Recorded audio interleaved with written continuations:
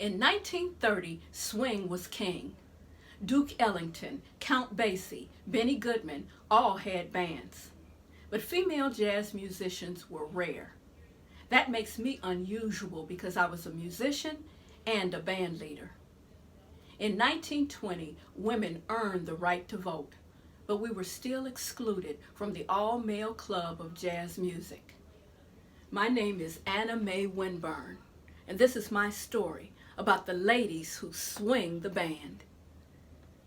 I hailed from a musical family in Port Royal, Tennessee, but early on we relocated to Kokomo, Indiana. I was the fourth of 9 children, 5 boys, 4 girls. All of my sisters married musicians, myself included. I guess music was just in our blood. During World War II, when many musicians, male musicians, were lost to the draft, doors opened for women. And that's when I hooked up with the International Sweethearts of Rhythm, the first integrated all-female band in the United States, featuring some of the best female players of the day, who played swing and jazz on a national circuit, from the Apollo in New York to the Regal in Chicago. I was one of the only female band leaders who traveled across the country. I crisscrossed the states with territory bands. Those were bands who played in a specific region of states that were connected by borders. After that, I performed all around Indiana, singing and playing guitar, sometimes performing under the name of Anita Dorr. My first known publicized performance was singing with a studio band at radio station WOWO in Fort Wayne, Indiana. From there, I took off to Omaha, Nebraska, and collaborated with people like Lloyd Hunter, frequently singing with his serenaders.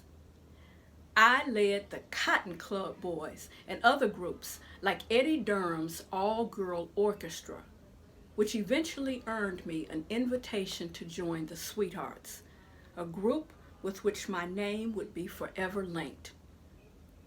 Now, the Sweethearts originated in Mississippi at the Piney Woods Country Life School. It was founded in 1909 by Lawrence Jones to support poor and orphan black students. Early on, Jones realized that if the Fisk Jubilee Singers could earn money for Fisk University, he could do the same. So he put together a group of 14 girls between the ages of 14 and 19. He dubbed them International because some of the black students had parents who were Asian, Hispanic, or Native American, which gave them an international flair. Now, the girls' training, their musical training was tough. They had a strict routine. They would rehearse early in the morning and through long hours throughout the day. The first year, they performed around dance halls in Mississippi, and they in fact became the school's major source of fundraising. In that second year, they toured 5 southern states and broke all box office records. The girls were pulling in about $3,000 a month, but there was trouble in River City. The girls were only being paid $8 a week, and when they discovered that the school had taken out life insurance policies on them, with the school as a beneficiary, the girls rebelled. They wanted better salaries, guaranteed graduation, and the right to select their own beneficiaries. They joined the Black Musicians Union, and if their demands were not met, they threatened to strike. Amidst the controversy, the girls left Piney Woods and decided to go pro. The Pittsburgh Courier reported that Jones planned not to graduate the seniors. Allegedly, he wanted to keep them as students so he wouldn't have to pay them the going rate. Well, the girls were making press and gaining steam when in walks the glamorous Anna Mae Winburn. That's what they called me, the girl with the winning personality. But sometimes when a woman is in the spotlight, She's considered as nothing more than a showpiece. I was allegedly hired for my attractive figure. Hiring me was just a gimmick. I wasn't expected to do any real composing or singing. People sneered at the idea of a woman conducting a group of 17 musicians who also happened to be women. And to be perfectly honest, when I first saw the girls, I thought to myself, what a bunch of cute little girls. But I didn't know if I could actually work with that many women. But these girls were good. They were professionals. They could really blow. They could stand toe to toe with any male musician. So immediately we got to work. We rehearsed from 10 in the morning till 9 at night. And I even added a little choreography to their horns. When the girls severed ties with the school, we relocated to Virginia. We even hired a few more professional players just to beef up the sound. When we weren't on the road, we lived in a 10-room house. And by then, we were making good money. But financial exploitation continued. The girls weren't paid union scale. They were only paid $32 a week. The band backers took a lot of money up front, saying that it went to support us and the house, which the band backers owned. Well, right then an argument ensued and the girls threatened to quit, but I held the group together. With a new sound and me coordinating everything and conducting the group, we hit the road and went from coast to coast in a custom-made van, equipped with Pullman beds, a restroom, and a kitchenette. But travel in the South was difficult. Because of segregation, we couldn't enter hotels and restaurants. So we ate, slept, and lived on the bus. Laws in the South prevented the girls from leaving the bus except to perform. White and black women performing on stage together was unacceptable. And black men in the audience watching white women perform was cause for lynching. Skin color was also an issue, so the light-skinned girls wore dark makeup. Whenever white women joined the group, they did the same. And if we were ever questioned by the police, we just said that their mother or father was white.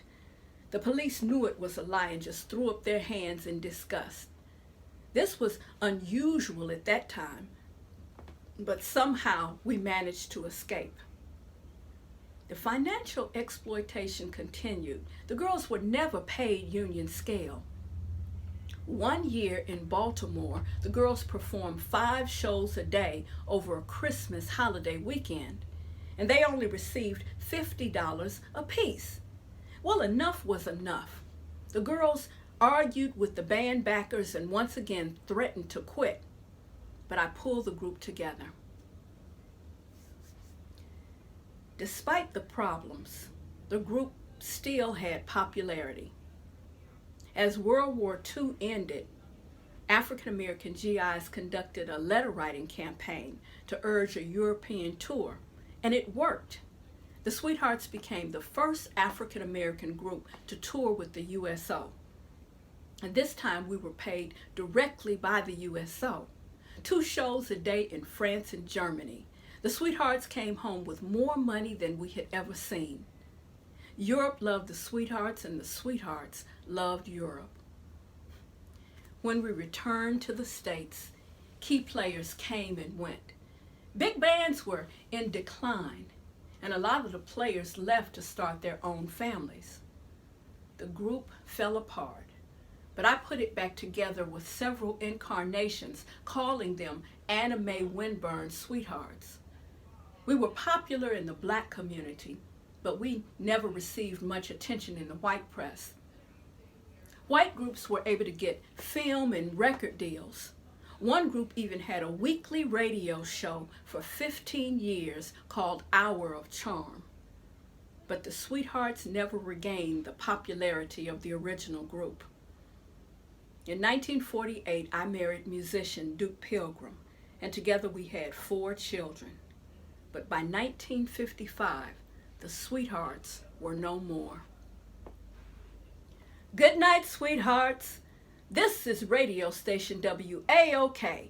The international sweethearts of rhythm have broken up. Every manager in New York is after them. Well, it's time to go. It's almost impossible to find a recording of female bands. I hate to leave you. Downbeat magazine wrote an article entitled, "Why Female Bands Are Inferior." But I really must go.